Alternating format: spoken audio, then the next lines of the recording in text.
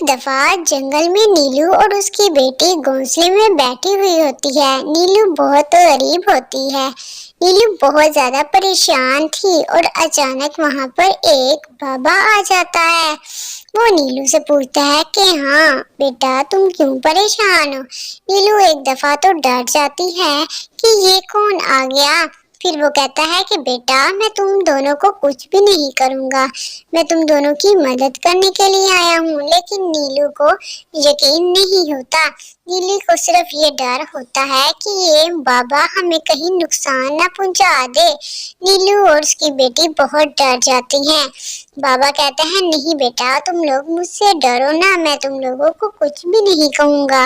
میں نے سنا اور مجھے لگا کہ جیسے تم دونوں بہت پریشان ہو۔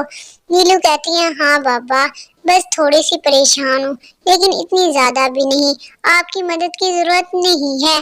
پھر دوسرے دن نیلو جنگل سے گزر رہی ہوتی ہے۔ کھانا تلاش کرتے کرتے نیلو کو کھانا نہیں ملتا۔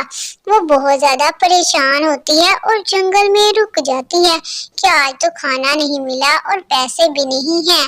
اچانک بہت سے سکے نیچے گرنے لگ جاتے ہیں۔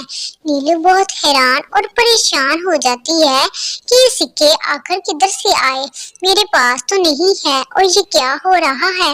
نیلو ڈر جاتی ہے کہ یہ سکے اچانک اوپر سے کیسے گر سکتے ہیں۔ وہاں سے ایک کالو کوا ان سکوں کو دیکھ لیتا ہے اور اس کے دل میں لالچ آ جاتا ہے کہ نیلو چڑیا سے یہ سارے سکے میں لے لوں۔ اتنے میں پھر وہ بابا رام کو علم ہو جاتا ہے اور وہ فوراً وہاں پر حاضر ہو جاتا ہے۔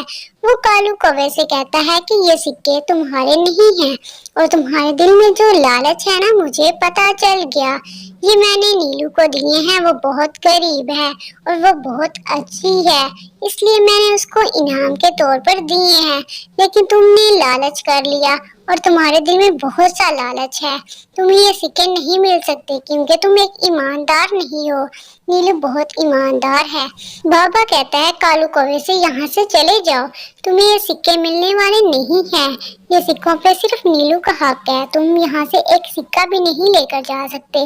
کوے کو بہت زیادہ غصہ آ جاتا ہے، یہ سکے مجھے کیوں نہیں مل رہے۔ کالو کوے کے دل میں بہت سا لالچ ہوتا ہے اور اسی لالچ کی وجہ سے کالو کوے کو یہ سکے نہیں ملتے اور کالو کوے کو ادھر سے جانا پڑ جاتا ہے۔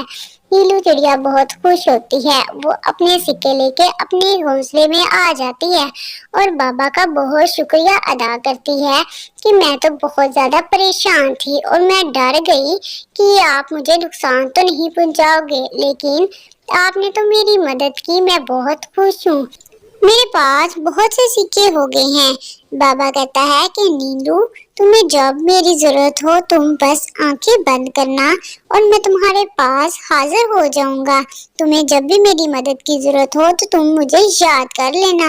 نیلو کہتی ہے ہاں بابا جب مجھے کوئی مصیبت آئی تو میں فوراً آپ کو یاد کر لوں گی۔ وہ بابا کہتا ہے ہاں بیٹا تمہیں جب ضرورت ہو تم مجھے یاد کر لینا، اب ان سکوں سے جا کر تم اپنے لیے کھانا لے کر آؤ اور اپنی بیٹی کو بھی کھلاؤ۔